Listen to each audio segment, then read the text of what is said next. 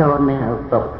កូនត្រូវហាត់ធ្វើខ្លួនឲ្យសុភាពរៀបសារមានការព្យាយាមចេះអើពើជួយធ្វើការអ្នកដទៃដោយសេចក្តីពេញចិត្តនិងធ្វើខ្លួនឲ្យជាមនុស្សបានការដើម្បីជាប់ជាឧបនិស្ស័យដល់ធំឡើងកូនបានធ្វើជាមនុស្សល្អជាមនុស្សមានសេចក្តីចម្រើនមាំតំក្នុងជីវិតកូននៅតូចកូនធ្វើអ្វីត្រូវឲ្យនៅក្នុងការវឹកហាត់កសាងខ្លួន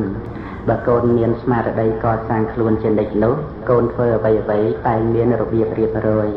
ការបើមានរបៀបរៀបរយល្អហើយកូនអាចរៀនសូត្រនិងធ្វើការងារផ្សេងបានដោយត្រឹមត្រូវ